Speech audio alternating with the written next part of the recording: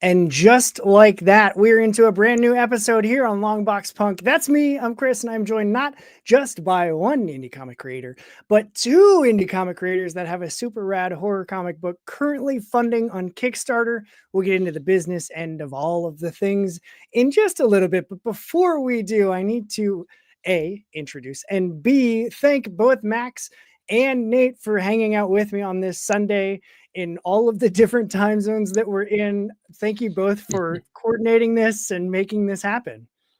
Absolutely, man. Happy to be here. So, all right. So, let's start with the origin stories. Let's go there, because that feels natural for a comic show. And the two of you get to decide who goes first. I'm just here to prompt you with questions. But like, how did you both get into comics, and then like, how did you start creating comics? What led us to the Family Man here in 2025? And we can go. You want me to go first? Yeah, okay. Go for it. Yeah. So I would read comics on and off when I was younger. And then I was going to art school for concept art, really was what I was trying to do. And then I did a project in a graphic design class that was essentially like this really like cryptic formalist comic experiment, which was really interesting. And then I was like, I think this is it, because I would always go back to that piece as like, that's my best piece I've ever done. I love that piece.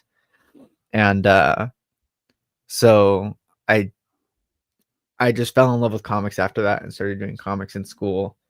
And I was always looking for opportunities to get published or just to have anything out there or a reason to make a story. And then I found the Apollo City Punk anthology and made a story for that. And then after that, it was game over. And then I had a million opportunities to go do whatever I wanted, and a million opportunities to go do stuff on my own and learn and grow and stuff like that. And then that's how I got connected to lesser known comics, which is where I met Nate in the creator huddles. And I was originally just like taking a look at his scripts and editing stuff for him. And then he's like, hey, I have this story. I don't know if you'd be interested in doing something for it. And I was like, I can give it a go. And that's what turned into Family Man. So that's awesome. So Nate, what's your origin? How did you get here? Read comics in the 90s, got into filmmaking, and I've always liked writing. And we have a series called Night of the Chihuahuas, which is an ongoing series, probably on book 6 now. And learning from that, seeing a lot of really dialogue intensive panels, trying to take a stab at writing something without words. So a couple of things came together, and I got an idea for the story and was able to write it out. And after talking to a couple of people in the meeting, Max, just kind of worked out. So I think, yeah, that's kind of it. That's cool. So it just kind of like fell into place through the connection through lesser known comics that the two of you connected. Yeah. And then we really just started talking over like his other scripts and stuff like that. And I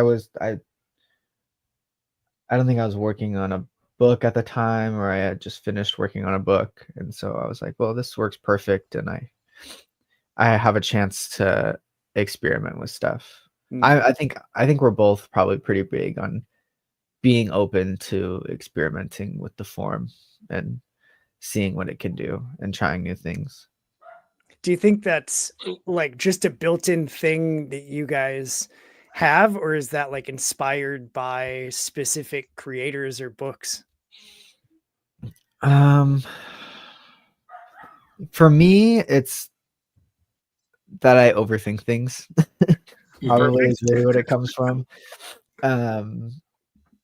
So I never want to do like the same thing twice, right? I always want to do something new. And then I also had a really cool comics professor in college, and I had seen Scott McCloud's Understanding Comics kind of like around, but I was like, I understand comics. I don't need to read this book. Yeah. And then he was like, no, I don't care how well versed you are in comics, or you think you are, you need to read this book if you're going to be in my class. And I said, all right. And then I read the book and couldn't put it down, and reread it a million times. And then did the same thing with all of, yep, there he is. Say mine's over here. All of, No, Max told me to get that book. yeah. So And then I did the same thing with all of Eisner's writings, you know. And so then I also love Dave Baker, which I don't know if you've ever seen Dave Baker's work, but and stuff like Chris Ware, people who just do weirdo stuff with comics. And then I'm like, I love this because it enhances everything. Yeah, that's Dave Baker's new book, which is cool. Really freaking cool. That's a beast of a book too. It's a big book. It's a big book. Yeah. That's awesome. And Nate, when you mentioned like going into and approaching the script for writing a silent comic, which I love. And one of the things that I definitely felt as I was reading The Family Man was like just seeing the very specific color palette that was used, the use of panels and layouts, and then the intentionality with like telling the story all through. I mean, it's the epitome of like show, don't tell in comics. And I love comics that take swings. And that's just like a built-in thing for me of, you know, I like things that are different and unusual. And I don't always go for the regular tropes and all those things. But like for Nate, like as you were writing this script, like did you set out to try and do something completely different from like Night of Chihuahuas or anything that you had worked on before? I feel the same way. Like I like to experiment and play, and I don't like things that are cliche. And it seems like a lot in storytelling, there's this formulaic thing, and I mean it works. It's how studios make their money. But I wanted to take a trope or tropes and kind of spin it on its head. So it was fun to like think about, you know, like there's a picture that someone submitted for Night of the Chihuahuas of a dog wearing a mask. And it struck me as odd because there was no snout. It was just a dog with a mask on its face. And that kind of stirred the pot a little bit. But getting to work with Max has been like a masterclass. So all those things you're talking about, panel placement, colors, and stuff like that. It was really collaborative because, yes, I had the skeleton of the idea. I don't know if that's the right way to say it, but Max came in. We had some really cool conversations about, you know, why does this happen here? How does that turn into the next page? So having a little bit of knowledge and then getting to work with Max, I learned a lot. And you know, I have Mary Tyler Moore because of Max. And you know, Max had me read it, asked me what I thought, and then started pointing things out. And like, wow, I'm learning. You know, so yeah, I wanted to take something that we all think we know and try to make it something different. So I don't know if I actually was successful, but well, like I think that's what's kind of cool about the story is that like in the first group of pages, right, that first chunk, yeah, it is pretty much exclusive like trope, right? Kids go up to an abandoned mansion, find out it's not abandoned, and then things go to hell, you know, right? Yeah. But then we get that like that trope cycle going and then throw you like off the side of a cliff after that, you know? Yeah. And so you're trying to set expectations and then destroy those expectations or lure somebody in with something familiar and then take them totally somewhere else. Yeah. And I think for like, because I've been a horror fan since I was 7, so like 3+ decades, and you know, reading comics just as long, for me, like horror or comics or any medium really that can do that and lure you in with like, oh, there's this creepy mansion and like, is it making kids disappear? And it's like, okay, Scooby-Doo, like we've been here, and I love Scooby, to be fair, but like being able to lure someone in with that story of like, I'm still going to check it out because I love the stories, but then taking that and being like, yeah, but you don't know this story. and being able to flip that is so effectively done and so much fun as a reader when I'm reading it. Cause then it's like, oh, this is, oh God, that's what they mean. Okay. All right. And then I went back and read it a second time and was just like, now that I have the full story idea, reading it the second time, then noticing those subtle differences and even like the page layouts, like adjusted as the story progresses, as you flip more and more of those things on their head. So I guess we should take like a small step backwards. So, like, give me the premise, the elevator pitch of The Family Man for anyone that might not know. Go for it, Nate. You have the pitch. I tend to talk too much. So it's a silent horror graphic novella, 48-page full color, and it's kind of like Friday the 13th meets The Incredibles. Your Scooby-Doo gang trope goes into haunted house trope, like Max said. Some surprising things happen. I'll say that there's a baby involved with the mask on, and it just kind of goes south, and then what you thought was south isn't really south in the first place. So there are twists and turns, and we really hope that, if you're watching, that you pick it up and you enjoy it, because it's meant to be silent horror, but I think it's more than that, and it's a kind of a pleasant surprise. And then at the end, the last panel, you're like, well, okay, and then like, what? I want more. So, yeah, cool. And for the business side of things, on Kickstarter, there are 3 days to go. There's 66 backers, which feels very fitting. You've already doubled the goal, which is crazy awesome for you. You've got until Thursday, April 3rd at 1 p.m. Eastern time for folks like me in the Midwest. But it's linked in the description below. So if whether you're watching this or listening to this, I've already got it linked. You're 2 taps away from the campaign page. So just do it this weekend before this coming end of the week, because then you will have missed it. So I'll throw in there real quick, the main book, the full color main book by itself has an extended period. So it ends on the 3rd, but you can continue to get that one book for another month or so, I think. Cool. Yeah. So late pledges. Yeah, but the black and white books you won't be able to get unless you get it at a con or something, and we have extras. Any of the original art that's up there you won't be able to get afterward. So check it out. Message us. Well, yeah, you can, but not at that price. That's a Kickstarter price. So yeah, so definitely worth the money and the time to look now instead of waiting. I mean, why do later what you can do now? I mean, and that original art is amazing, and I think we have 8 pages of it sold. So there's more, but people like it. So yeah. That's awesome. And the cover is, I kind of want to buy the cover. I mean, it's your book, Nate. You totally should. That feels right.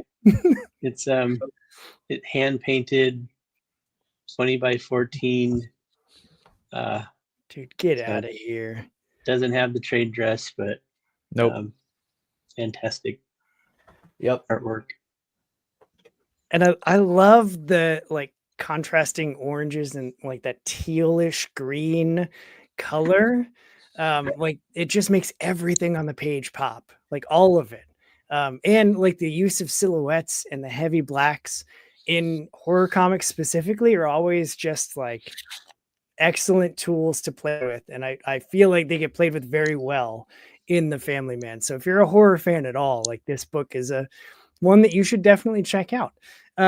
So Max, with your approach to drawing this book, and I know it was mentioned that the layouts and stuff were very collaborative, but doing as much play with the individual panels and the panel borders, and sometimes not like doing the image over top of the borders to break through the panels, and then sometimes putting like extra breakers to slow down the pace of the reading. Like, is that all stuff that you've picked up through all of the, like the class and all the books that you've read? Is that like, was that the collaboration piece? Where did that stuff come from? I think most of that's probably pretty intuitive, honestly. Some of it comes from just like formalist stuff that I've read, or like experiments that people have thought of and stuff like that. And then the other thing too is that it's all built on a 16 panel grid.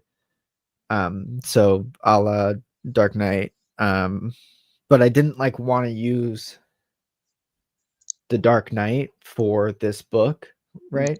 I wanted to find my own way of using a 16 panel grid. And then like a lot of it is like sitting down and being like, okay, here's the scene. What shots do I need in order for the story to tell accurately and fit everything into the spread that I have? Yeah. And then from there I can break it down. And it's like, okay, well, if I have 7 shots that I need, that doesn't fit perfectly into 16. How am I going to figure that out? Do I need to add an extra one here? And then that kind of results in these layouts. A lot of it too is if I get stuck, then I go talk to Nate. And then it's like, okay, well, here's the shot. What are we missing here for that emotional component or whatever it might be? And then we can figure it out from there. So yeah, it's layouts are a headache, really, is what it comes down to. Is figuring that stuff out is always the hard part. And then the drawing and the coloring and all the other extra stuff is the fun part. Yeah. Nate, do you feel the same with the layouts of like that being a challenging part? Is that part of your writing process to even think through that? I mean, I'm fairly new. I am new to writing comics, and I'm trying to be open and learn. I had a general idea of how I would like to see things. Max did do layouts initially, and then explained to me that this is kind of an evolving process. So what you do and what you feel in the moment might change. I think Max really kind of took the ball and ran with it in many instances, but had talked to me in certain instances, and like we kind of like almost like, Max, if you agree, we went like panel by panel, like an equation. Does this plus this make sense here? So it was really fun and challenging to like really sit in that space and like have to think like, okay, because that's not what I had thought, like, does this still work? And I feel it kind of enhanced the story, to come at it that way. Yeah. And I also think that like Nate has been a really great partner in letting me do kind of what I want to do with it. There's some writers that come in and it's like, my script is exactly how I want the page to look, right? And it's like, there's 4 panels on this page, they're all the same size, or this one's long, whatever, right? And they tell you exactly how they want it to look, even though that might not be feasible on the art end, or it might not look as good as it could on the art end or whatever, right? But Nate kind of came in with more of a fluid script that's like, here's just like the story, maybe some rough page, like this is what happens on these pages and stuff. And then I came in and I was like, okay, I want to do a 16 panel grid, let's figure this out. And then I did probably layouts for half the book, and then went to him with that and said, this is kind of roughly what I'm going for. And he's like, that's cool. And then I got to like page 8 and I was like, I'm not following the layouts anymore. And he's like, all right, we'll see what happens. And I do it and then I show him the page and he's like, it looks good. I'm like, dope. And then after that, I just stopped showing him stuff and started showing him finished pages. I'm like, here. Yeah. I think I was more excited than anything to actually see it coming to life. So yeah, like it might not be exactly how I envisioned it when I wrote it, but I mean, it doesn't, necessarily make it wrong. And some, like I said, it just makes it better. So it's exciting to like see it coming to life. Yeah. Yeah. It's got to be like, it does have to feel like Christmas morning every time you get a new page. Like, ooh, I got a new thing from Max. That's got to be a new page. This is the first copy. This is a test run print, but like to have this in my hands Yeah. I won't admit that I actually cried a little bit when I got it, but I was That's just fine. Yeah. so happy to like actually, yeah, that feeling of like it's alive. Yeah. Yeah, it always Yeah. feels good. And like, is that with Night of Chihuahuas? Like, was that also like a similar collaborative process? Night of the Chihuahuas was written by a good friend, David Kiddos Jr. And I used to write movie reviews, and I reviewed. He made it for film school with $1,000 and 3 untrained Chihuahuas, Okay. and it was not the best movie, but it had a lot of heart. So at some point, we're just like, hey, let's try to make this, and it's been a big learning experience. So, Okay. but I probably would have never gotten to meet Max if I didn't start down that road. So, Yeah. Yeah. You got to go through all of those steps to like progress and, never just like personally, I never want to settle for like, yep, that's good enough. I don't need to do better. Like I always want to be doing like 5% better than what I did last time or yesterday or whatever. As cheesy as all of that sounds. no, it's true. It's true. Yeah. Well, half of it, what's funny about comics is that like a lot of the time it's this weird self-competition that you've got where you're sitting at your table or your computer or whatever the hell your chosen craft area is, right? Yeah. And you sit there by yourself doing your own thing, being like, this needs to be better. This needs to be better. Right. And then suddenly you like stumble into a bunch of people and they're like, hey, here's all this other shit that you could do and whatever, and your stuff's really cool. And you're like, I just had my head down at my table doing whatever the hell I was doing, Yeah. Yeah. And then all of a sudden you have other opportunities popping up just because you exist and you're doing stuff. So it's a pretty small world and weird place. It is. I've definitely encountered the smallness of things just talking to people. Like I was talking to a guy, Sean Sunday in Australia, and he was like, yeah, it's part of this anthology, like Starless Daydream with Frankie White and whatever. And I was like, I have that book like right here. What the hell are you talking about? He was like, yeah, the page after this. And I was like, shut up, dude. Like it's completely opposite, like actually opposite sides of the globe. And he had worked on a book that I had on my shelf and was, worked on with somebody that I've talked to regularly and I just never knew. And it's always that like, oh, you know this, but I know that person. And then like, especially with Brandon of Apollo City, like dude's connected to everybody. Right. And so Yeah. it's all like, I've had several people like, hey, Brandon told me like you do reviews or you have people on your show or whatever. Like, huh? And I'm like, yeah, keep like, I don't know how he knows everybody, but that dude knows everybody. Right. Yeah. And then like it's funny because Brandon has his own pocket, right? And so like Brandon reaches out to one person, right? And then that person has their own whole other pocket, Yeah. and then it just extends out. And so like we all know everybody weirdly, And it's also like comics is one of the only places where you can like go to a convention and talk to like the big dogs, right? And you can just talk to them and hang out with them and do whatever, and they're going to be stoked to talk to you. Like you can't do that in movies or anything else, Yeah. So it's a really cool industry to be a part of, I think. Yeah, I love all of that. I love all of it of all that. Like for me, there's no better place than being at a convention, and I'm not even there like as a creator yet. I'm like just as a fan because everybody knows. Like even though we all might have different backgrounds, experiences, whatever, like we all have this love for comics, and so who cares about the rest? Let's just geek out about comics together.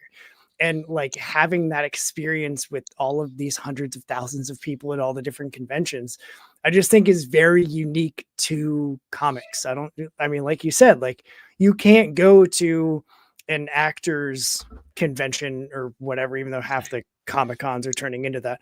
But like you can't, as an actor, like go and hang out at this Hollywood club with all these other actors and be like, Brad Pitt, my man, love your work on Fight Club. I was thinking, how do you figure out accents? Like, how do you?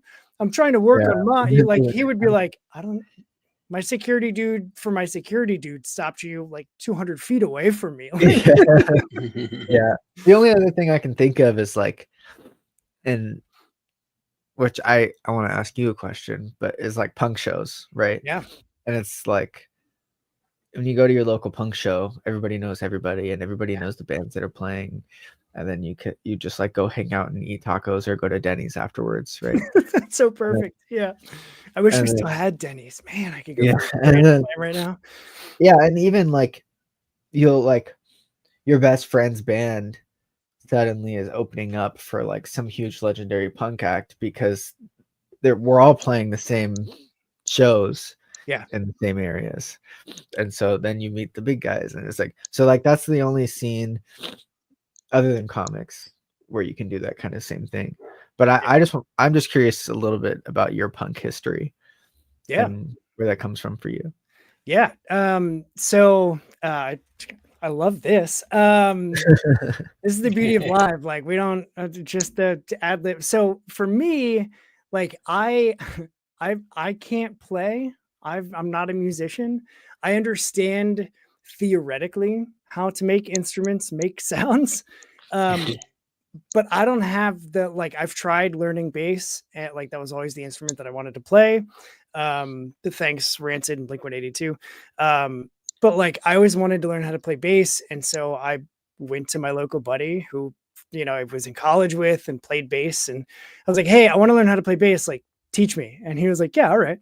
And so we met a couple times and he was teaching me different things, and I just like I don't have the coordination. But for me, like the punk thing comes from like I have an older sister, and so all of my music growing up was whatever she was listening to, and she was listening to like grunge and stuff like that. And so she was, I was stealing her like Alice in Chains and Pearl Jam CD, and then into like No Doubt. I was like, I mean, this is like, I still like all of that stuff except for Pearl Jam. Sue me. But like, it was always I'll listen to whatever you're listening to. And then I joined the Columbia House Record Club, and I can't say that without thinking about Weird Al Yankovic, but I joined that. And then suddenly like I was able to choose whatever I wanted to listen to. And like leading out of her grunge stuff got me into grunge first. And so like Smashing Pumpkins were that was the first band for me that like I chose to listen to them.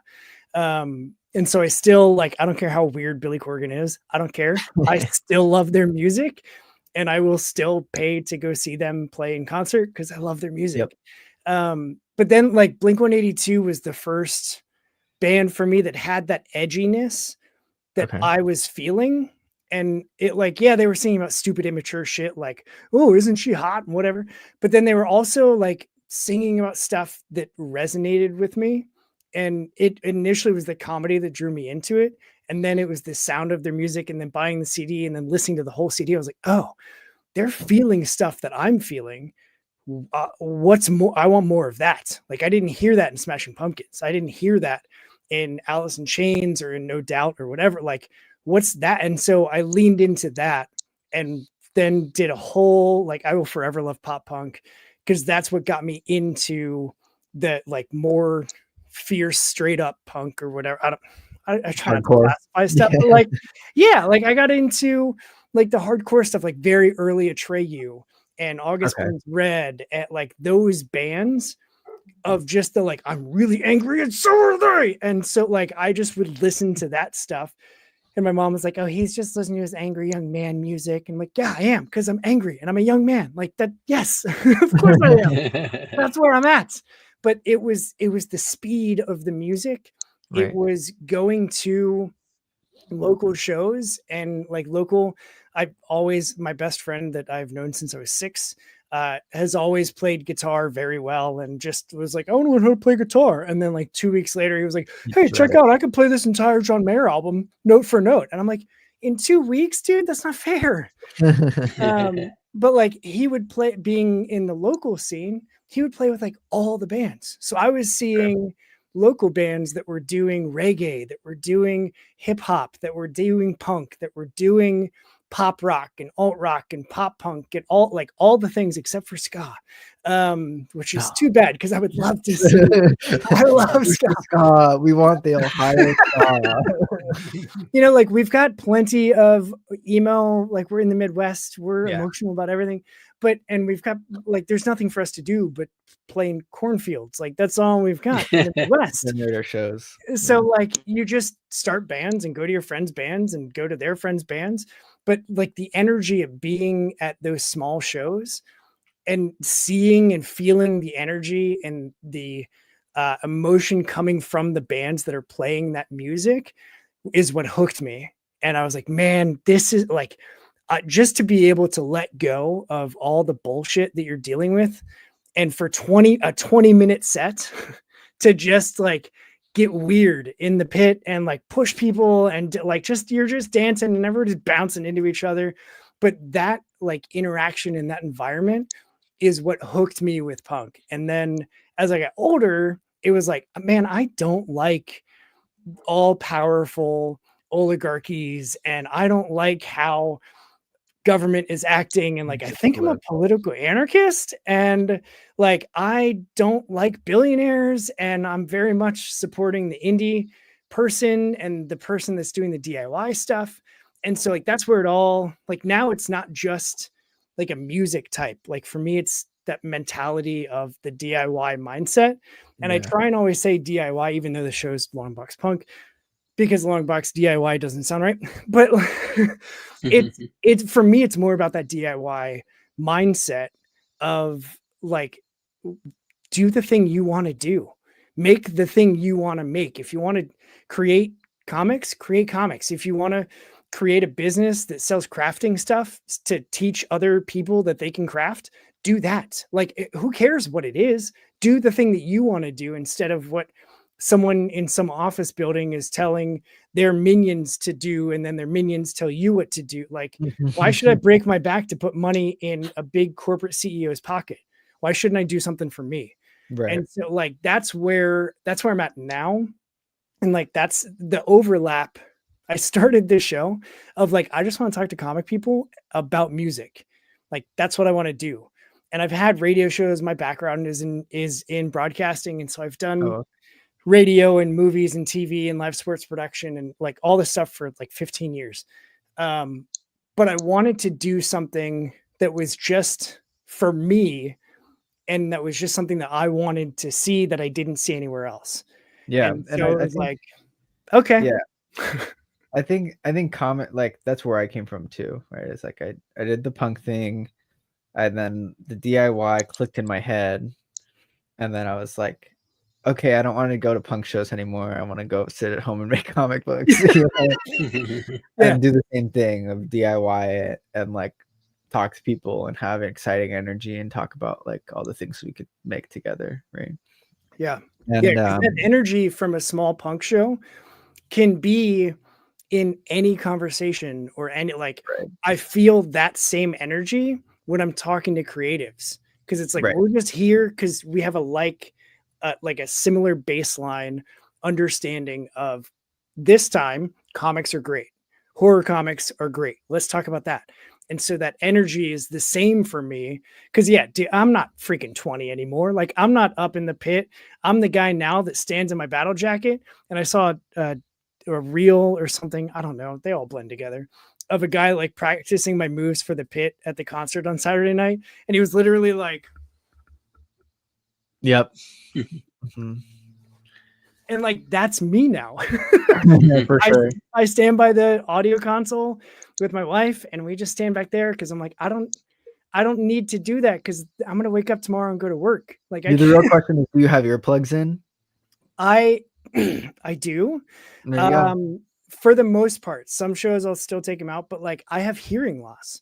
And so like, I don't want it to get worse than it already is. And it's because I spent 15 years at concerts 3-4 times a week and working at a radio station, manning their concert tables. And so it's like, I was like, I don't care. My ears are going to be fine. And now I'm like, my ears aren't fine. Yeah. It's on. The cool thing to do is to wear earplugs. Yeah. But I don't know. I don't know if you get the same feeling out of like hip hop and like graffiti and stuff, Nate, of like that same like DIY, or if like you just caught on from me talking about it. I mean, like when I was younger, it always resonated. On like Chris is saying, there's something there that resonated with me.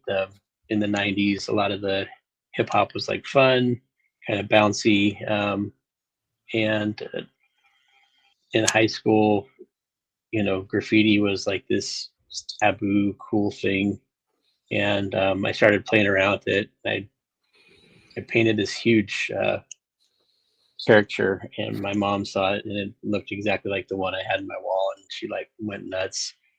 But when I went into the military, it just kind of stuck around, and I would go to more shows, got into graffiti further, and it just the expression of it, and like we were talking about experimentation. I never became like really good at it. I mean, I have some pieces that I did that were, I think, pretty clean, but like, some of my friends have gone on to like their artwork is bizarre good. But yeah, it still inspires me. I still want to do things. There's another project, maybe we'll come back on your show, called Drip. It's a horror project that has to do with graffiti though. I was going to ask you about that. Yeah. What have I notes, man? But yeah, I don't know. I mean, it's I don't know if you guys look at Hard Time News on Instagram. There's this one that said like this man defines his whole life based on 2 years in his 20s. And I kind of feel that way because it was just so much fun. I mean, like we would go out and party, go to raves, talking about hearing loss, like I have tinnitus. I was also in the military working on helicopters, so there's a lot of loud noises. But yeah, just I tried to rap for a while. I tried to DJ, and I did. I used to breakdance too, and just that whole gambit. It was just something fun to get into, and I went to quite a few punk shows. I have some friends in the Bay Area. There's a place I don't know if you ever heard of Gilman. Oh yes. It was. I saw one of the coolest things. This guy ran out of the side door, and he's like, yeah, and he just started throwing up everywhere. And then before the door closed, he like ran back inside. But it was cool to like just that. Is it like freedom of speech? Just that kind of revolutionary culture that kind of digs in when you are a young person and you're like, fuck the system. To do graffiti was like a big rebellious act, and now it's like very widely accepted. Not that it's bad, I love seeing it, but it we felt like we were big time rebels painting on trains and freeway overpasses. And anyways, I don't know if that really answered your question, Max. No, my point being that like we've all got communities that we come from that like have pushed us to where we are, and then we bring that into like comics. Like if you talk to an indie creator, there's probably a good like 80% chance that their background is music, or their background is film, or their background is whatever, because it all kind of shares like these similar themes. And then we find out, oh, comics, I can just like sit down and do this, and I don't need to interact with the huge corporation, and I don't need to spend hundreds of thousands of dollars to make the thing that I want to make. Like I can just make it with like one or two people, and I think that that's really cool. Yeah, it's definitely, I don't know why, but like that showed itself as an unexpected theme. Like as I was first starting the show, it was the like, oh yeah, well I used to like be in a band or whatever, and so like I just want long box punk, like that's comics and music, let's talk comics and music.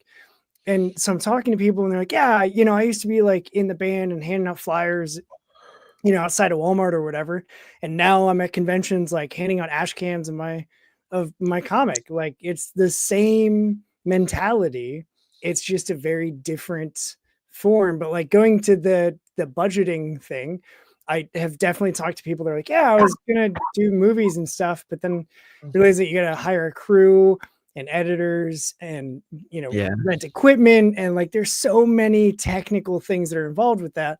Like, I would much rather just do it myself. And it's like, yeah, that is DIY. Like that right there.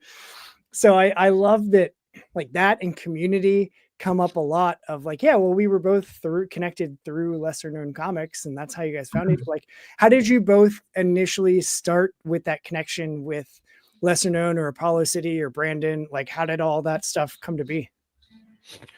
Well, okay, so I submitted to the punk anthology, and then Brandon saw my work, and he like immediately texted Mark and was like, yo, this little kid is doing some crazy stuff, like you need to talk to him. And then I submitted to the lesser known comics like New Year's competition thing, whenever they're doing something that was like, make something that's like fuck AI, you know. Yeah. And I was like, okay. And I did that and then won that. And then Mark gave me a phone call and he was like, hey, I'm gonna pay you for the competition. Also, you have a free pass to do anything with LKC that you want to. And I was like, hell yeah. And so then I started talking to Mark more and Brandon more, and just trying to get involved any way that I could, because I was, I mean, obviously I was very excited about it. And then then I just kind of took over a little bit. That's awesome. Yeah, what a wild ride, man. this was like my senior year of college. I think it was junior or senior year. And so I just like was telling all my professors, I was like, I don't want to do whatever your class is telling me. Like, I want to do my thing. Look, I'm already making it work. And they're like, okay. Classic, like second guessing, high pitched. Okay. Yeah. So that was interesting. Yeah.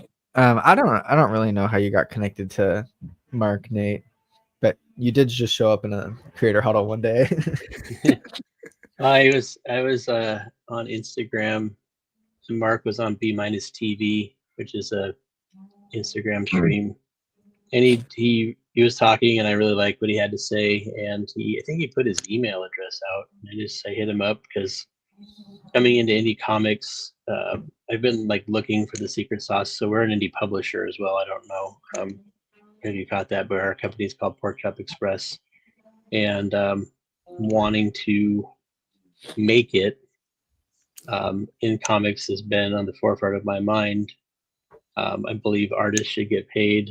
The cost of living goes up, the cost of printing goes up. People don't necessarily want to pay more for books. So I, in talking to Mark, I was hoping to like find a situation or some answers, and I've talked to a lot of people, but Mark was particularly kind and invited me to the creator huddle, like Max said, and just getting to know people was very awkward at first because there's, I don't know, was there like 30 people at that time? There's a lot. Those huddles are always packed. And at that time we were doing like round robin style. So it'd be like, oh gosh, call out a name and it's like, what are you doing? And it's like, okay, well, here's what I have going. It wasn't like quite an open discussion at that time. But I was it felt awkward, but just trying to be quiet, pay attention and listen. So I don't remember exactly how Max and I touched base, but just trying to reach out and work with people. And Night of the Chihuahuas was such a focus for a long time, 3 years or so, to get the first series done. And putting it out for my friend, I actually wanted to work on something that I wrote. Actually, I got accused a lot of taking advantage of other people, as a publisher. So I wanted to put out something I wrote so I could take advantage of myself and Max. It's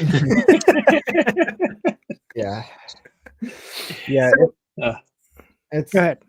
It's tricky because like publishing is has a bad rap, right?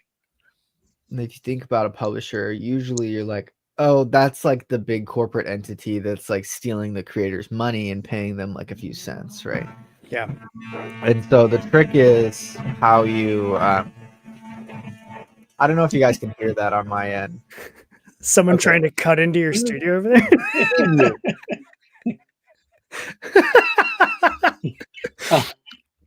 So I'll just Nate, say, oh, okay. I Yeah, go ahead.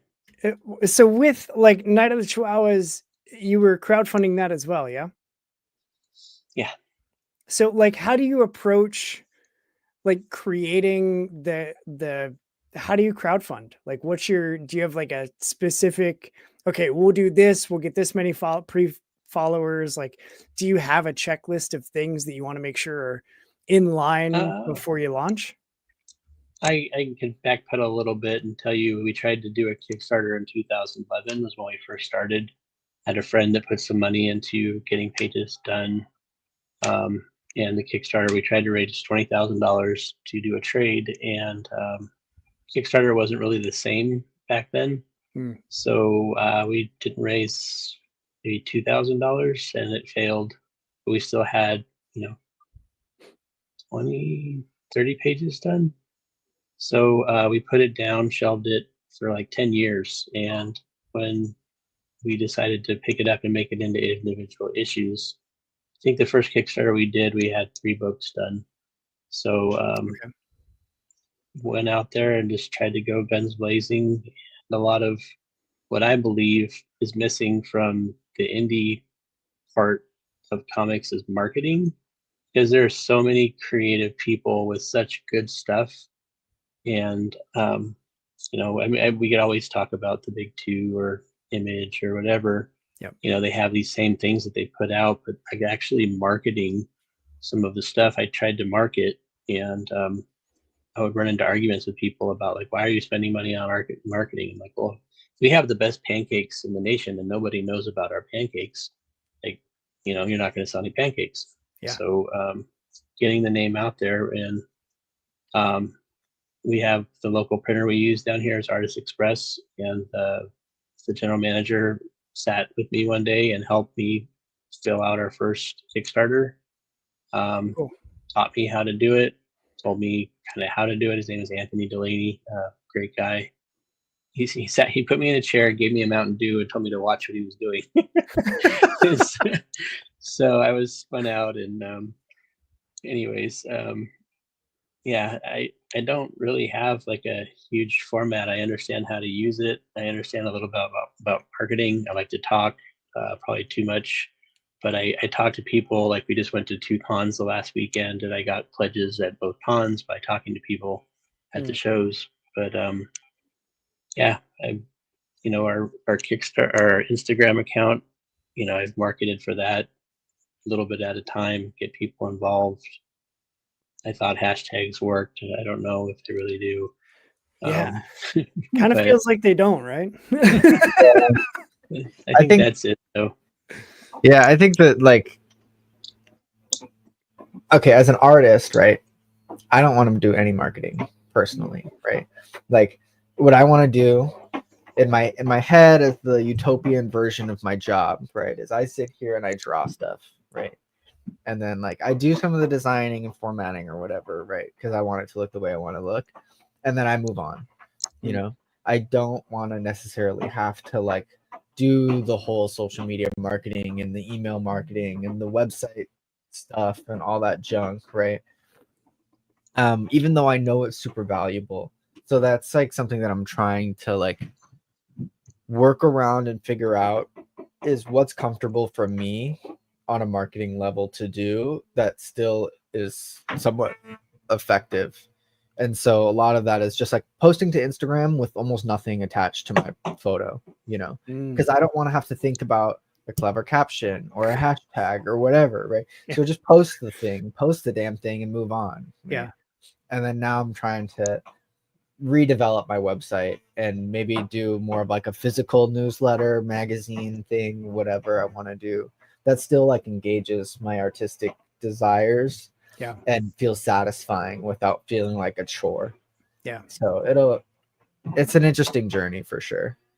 Yeah, and the like talking to people at cons and marketing and really selling your book verbally, if you're crowdfunding, like that's a skill that often comes up with other creators of like, no one told me I had to do this shit. So now that I do, it's like, what am I doing? Like, I can write a script, but I got to talk to people and sell them on my book, or at least like hook them enough to follow me on social media so that maybe in the future that like building that community and that following of fans that like the pancakes that I've got, like, how do you find those people and do the thing? Like, that's a regular thing that I feel, I mean, I'm not a comic professor, but if you're going to teach comics, like, don't just teach the craft of making them, teach the craft of like being an independent creator that has to market and sell and maybe research and like, how do you do all that stuff? It's just, there's a lot more to it than like, oh yeah, I drew pictures and wrote some words and here's a comic. It's like this. If you guys have you ever thrown a punk show? I've co-hosted before. Yeah. I've helped. That's, Yeah. That's the thing. Like, we used to throw raves, and it's like promotion, talking, like you guys are artists or DJs almost or something. Yeah. And it's like we would go out with flyers and word of mouth and, you know, try to make that work. And I think that's a little bit of my approach, is like, how can I make this fun for people, you know? And it's hard because you don't make as much money when you're making it fun. But that's, people want to be a part of an experience, right? And it's hard for the artist, because you have to wear like several hats now, and you know, who knows what works. Algorithms change, like it's frustrating. But yeah, that approach of like making things fun, and you know, what we used to do for parties is like kind of where some of that comes from, I guess, if I'm saying that right. But yeah. Yeah. Yeah, it definitely takes legwork, in not necessarily like actual physical legwork of, you know, hitting all of the local coffee shops and all of the, you know, college campuses and doing all of that stuff. Like, now it's the, where do you find the groups of serious crowdfunding people or the fans of indie comics, and is it hashtags, is it, you know, video engagement, is it reels, is it what it, like, who the hell knows at this point, right? Like, I have no idea. My job used to be social media management for a radio station, so it was very much like, yeah, we're going to make a post and like feature some music and feature a band and talk about them in the comments, and, you know, have people message us with questions that we can maybe answer on air and that sort of thing. But like, what worked, you know, even 2 years ago isn't going to work now, because it's just constantly changing and evolving. And like, as some, like, I don't, you know, I'm not actively selling anything. I have a merch shop, but I don't even mention that like 98% of the time. But now that I did, it's linked in the description below. But like, I, you know, with the show, for me, I'm just at the point where like, I'm going to do my thing on the social media that I have. I don't have to be everywhere at once all the time, because I tried that and I very quickly was like, I'm disconnecting from everything. Like, my wife hasn't seen the top side of my face. She just sees the top of my head because I'm always in my phone and I'm always, and like, you know, it just, for me, it got to that balance of like, I'm not doing this expecting to be making money from the show. And so like, I don't have anything to sell. I'm just having conversations with cool comic creators and talking about stuff that I like. And so like, I'll just have fun with it and keep sharing it and acting like everybody in the world is listening. And the people that it resonates with are finding the show, and I'm finding more rad creators that are reaching out to me. And so like, that's my approach. But I also know that I'm not selling stuff. And if I was selling stuff, I feel like there would be a different pressure or weight, or I don't know, something behind it that would be like, no, you gotta do more. Like, I guess what I'm getting to in a very Michael Scott sort of way is like, how do you determine what's the right approach for when you're crowdfunding, or when you've got a new project coming? Like, how do you manage the sales versus the burnout versus the creative aspects of all of those things together?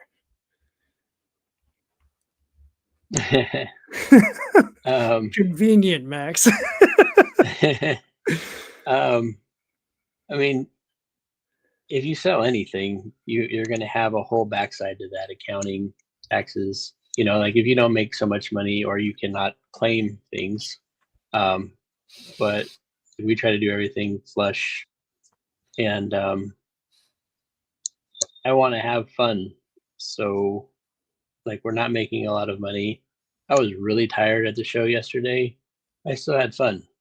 Yeah. And, like taking on projects, and when you write it, I guess you love it. Night of the Chihuahuas just seems fun, but I have been burnt out lately, like really burnt out.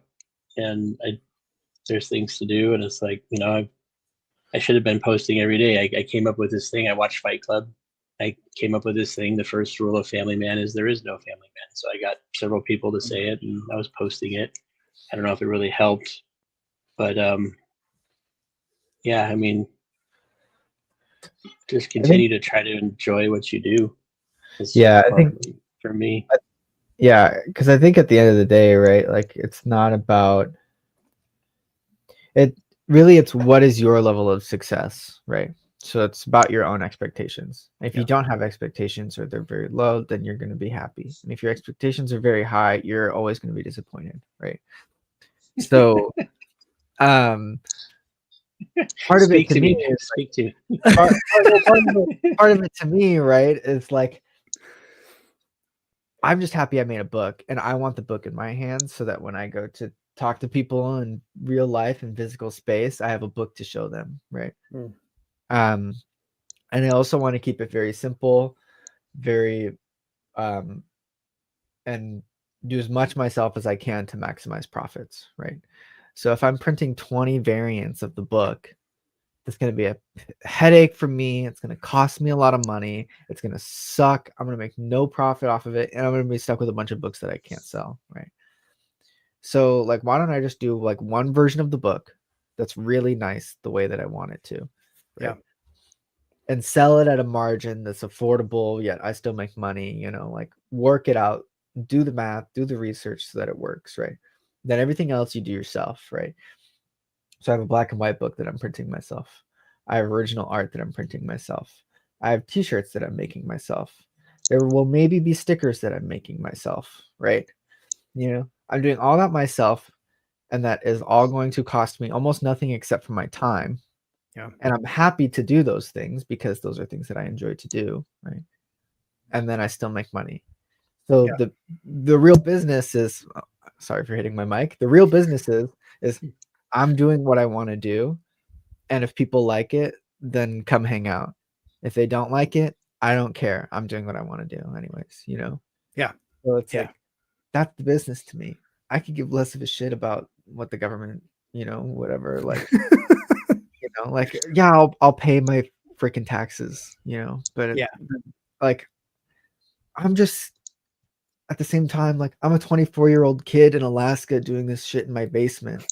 Like, cool it. Like, I'm just having fun, Yeah.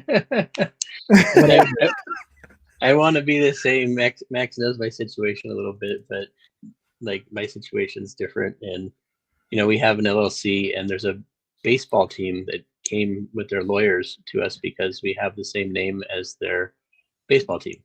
Oh, geez. And it's been a really interesting process. And it's like, I want what Max has. You want to be a 24-year-old kid? But I'm not trying to negate what Max said at all. It's just, it's like I'm losing my joy trying to make it into a sustainable business. Right. And at the end of the day, you need to find your joy. Right. Yeah.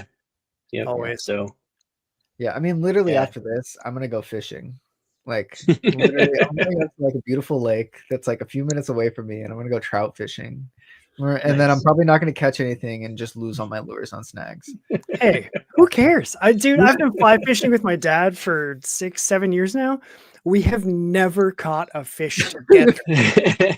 And I'm like, at this point, I'm like, I don't even care. You know what I mean? Like, whatever. I got a stick in my hands. You gotta put a bait at the end. I just want you to know that. Oh, trust me, there's bait on the end of that. No, I'm talking to Chris.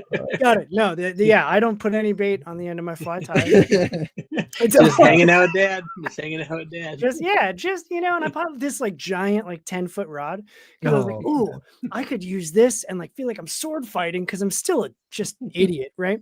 And so I'm like at the lake. There's all these old dudes with all the white hair, and they've got the hat with the lures hanging off and the vests and all the things.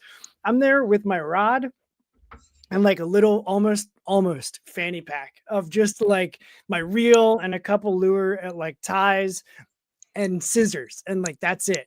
And I go out and I'm like, this thing's freaking huge. I want to do the perfect cast from the Goofy movie, which obviously I can't do. I need to learn it there. Maybe then I would catch something. But I'm just like, I don't know, if this was a sword, I would probably like swing it to get the momentum. And so like that's what I was doing. And after like an hour, my dad came down. He was like, son, when did you learn how to use a double-handed fly rod? This is incredible watching you. Blah. And I was like, Dad, I'm just sword fighting. I don't. I'm playing Lord of the Rings right now, dude. Like, I'm storming the gates of Mordor, and I'm yelling for Frodo as I'm running and trying to catch these fish. And that's so good. Man. And I think everybody faces it, right? Like I've been burnt out too, for sure. Like I'm like, I need to take a step back, and so half of it is like we're also trained to be like these workaholic capitalist monsters, where it's like I have to run a successful business and be an entrepreneur and do everything myself and make a shit ton of money, and if I'm not, I'm a failure. And if I spend any time like playing video games or like hanging out with my dog, I'm a terrible human being. And so then you have to like reprogram that and be like, no, what's really important is that like I'm spending time with my village and my family and like providing for them and meeting my emotional needs and like shit like that. And then like now, and every time I go to sit down and do my art that I want to do, right, it's like awesome. It's like my, it's not my hobby, it's my job, but like, it's great to sit down there. It's great to sit down there and do it, right? It's like I'm having this like, it's like rediscovering art again, That's awesome. If I get to view it as art rather than like some stupid capitalist rat race, then like I'm living life better than I was before. You got the dream, man. You figured it out. No, I haven't figured it out. I'm actively figuring it out. Trying to reprogram my brain after even like I've had 24 years of this programming, and then now I have to like try and remove it all. Right. Yeah. And continually fight it back. And it's tricky. And the more I actively fight it off, the better I'm going to be for the long term. Yeah, it takes intentionality, right? To like stay in the moment, celebrate the wins, and just enjoy the process. And like I do feel like the pressure is there to constantly produce and constantly be grinding and working on the whatever and like chasing after that next thing when it's like, yeah, but what about the right now? Like, I don't need to, as a person that hosts multiple live streams a week, like I'm not even thinking about tomorrow's stream yet. Like I'm enjoying right now. And it's an intentional before I ever log on. It's like, cool. I get to talk to two rad people about stuff that I've written down and whatever comes up. And like, let's just have some damn fun. And it's a very intentional choice. Yeah. I love you had something you wanted to show, Nate? I do. I mean, this was fun to me. This is Kevin Eastman did a sketch cover for us, the creator of Ninja Turtles. Yeah. I love how on this side he put red and this side he forgot. we were talking about his Chihuahua, and it was just a really fun time. There was people online, but he took a few minutes to talk to me, and we were talking about Night of the Chihuahuas, and he's like, hey, if people like Ninja Turtles, like they might like Night of the Chihuahuas. It was just encouraging, and that whole thing that Max was just talking about,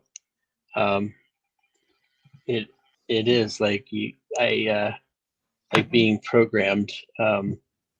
I feel like I started late doing comics, so I feel like I want to make up. Like I got to catch up and do books, and I'm so far away from writing right now. It's kind of pathetic, but I think we have 3 more Kickstarters lined up coming up, and Wow. 2 panels at the local Comic-Con. Someone and I had a conversation about making a documentary about indie comics. So that was something that's kind of up in the air right now. And actually somebody asked if they could make The Family Man into a movie. I think I told Max. It sounds cool. It all sounds cool. Yeah. But it's like, it would be a hardcore B movie, like a B- movie. Hell yeah. Probably. But they Put a have lot- distribution on Tubi, so that's cool. But it's like I am so far removed from my writing. It's like painful. Like I don't have that joy. Yeah. I don't know if Max draws every day, but I feel like I should be. I write every day by hand, but I don't write story necessarily. And I want to get back into that place. Sorry, this has become a counseling session for me. No, hey, listen, we all need to talk through some shit sometimes. Like I have had similar where I'm just talking about some real life stuff, and I happened to be talking to like a social worker at the time. I was like, no, let's forget the comics. Let's talk about your emotions. I'm like, do you want to know about Reverend, man? But it is like that struggle is real of not feeling like you're doing enough or wanting to be doing more and not always being able to, and like just having to face that and be like, okay, like there it is. Now what do I do with it? And like whether that means, setting aside 10 minutes in the bathroom when you're in there doing business, like I'm just gonna write for 10 minutes while I'm on the toilet. Like who cares? It doesn't matter where I'm writing. I just need to be writing. And if that's all you've got, like cool. I've talked to people like not on the show that are just like, yeah, I just, I like just talking through like journaling stuff. And so when they're driving, they don't listen to music. They turn on dictate and literally just like verbally journal as they're driving. And that's just how they decompress from work so that by the time they get home, they can be fully present with their spouse instead of like, I just need to explode first. Like that's their thing. And I'm like, I never would have thought about doing that as someone that drives all over the damn state of Ohio. Like it just, I was like, oh God, that's a lot. That makes a lot of sense. Yeah, it's a crazy world. And yeah, I don't know. It is so indeed. What else do you have to do but like read cool indie comic books created by like a 24-year-old punk kid and I don't know how old twice as old. Twice as old former graffiti artist, rave master, man. That's right. I love that you like were part of the rave scene. Like I don't know. I have one other person that I used to be close with that once we stopped really regularly, like working together, she got heavily into rave stuff. And I'm like, I have so many questions, but I don't want to keep you forever. So like, I'm just going to have to get a hold of you. Go ahead. On social media. Oh, okay. You can ask a couple. But like, see, I was trying to like transition here. Like, how do people find you on social media? Okay, that's so fine. tell us that, and then I'll ask you I will ask you a question. Max, you want to go social media? Yeah, you can find me on Instagram at Art of MF. I don't have accounts anywhere else. If you want to email me, you can message me to email me. But yeah, that's pretty much it. Instagram. Just go check out my stuff there at Art of MF. Go ahead. Are you going to be doing any signings or anything? I'm not doing anything. I'm in Alaska, man. You I should would tell love people, to. come to me and I'll sign it for you. Yeah. I would love to. I'm figuring stuff out first, and then we'll talk about an MF tour maybe. So we'll see. Yes. Perfect. Are you in like, is the 30 days of night thing real? Like, do you? It is, but that's not where I live. Okay, got it. All Yeah, right. yeah. So I live in the very south of Alaska, Okay. like pretty much the southernmost island. So it's essentially a really cold rainforest. Sweet. I Some love snow, that not a feeling. lot, not freezing, but there is like days where it's like 12 hours of darkness. So, Wow. Okay. Sleeping or much. maybe actually it's more than that. But regardless, doesn't matter. Yeah. Not the, like, you don't have to worry about vampires and No, that's way up in Nome blood and in the stuff. snow. Yeah. Got it. Okay. Got it. And then complete polar opposite of a cold forest, a sunny, hot desert. Nate, Yeah. where do people find you on social media? Our publishing company is on my name right there, Pork Chop Express, or Pork Chop EXP 55. We have the Night of the Chihuahuas account, and then we have another account called I Want Killer Hair, which is another project. And there's the Night of the Chihuahuas.com and porkchopexp.com. And I think that's it on Facebook and Instagram for those handles. Cool. I'm just And adding. we will be at El Paso Comic Con coming up the 11th, I think. Nice. Dope. Man, I'm so jealous. I've talked to, like, I feel like half of the people that I've had on the show are in Texas. And then I remember that Texas is enormous. And then I'm like, oh, you probably, none of you know each other. Got it. Okay. Got it. Okay. I don't remember what I was gonna do. Question about the rave. The neon and the glow sticks and the glow paint and all this stuff. Is that essential to raving? No, not at all. Got it. Okay. There's like groups of people, like subsets in rave. So like the speaker freaks. There's the glow stick people. There's like house dancers. There's break dancers. There's drug dealers. There's DJs. There's girls that wear next to nothing and get dirty. I saw a girl with a footprint on her back once. Weird. It was awesome. People were walking out in the morning and we were just sitting there like making fun of everyone that probably shouldn't have been doing that, but we like saw a footprint on her back. We're like, oh man. What the heck? What a time to be good. alive. Yes. No, I mean, which subset were you? Were you always like doing the DJ stuff? No, more breakdancing promotion and like house dancing. We were in the San Francisco. What's that? The B-boy crew.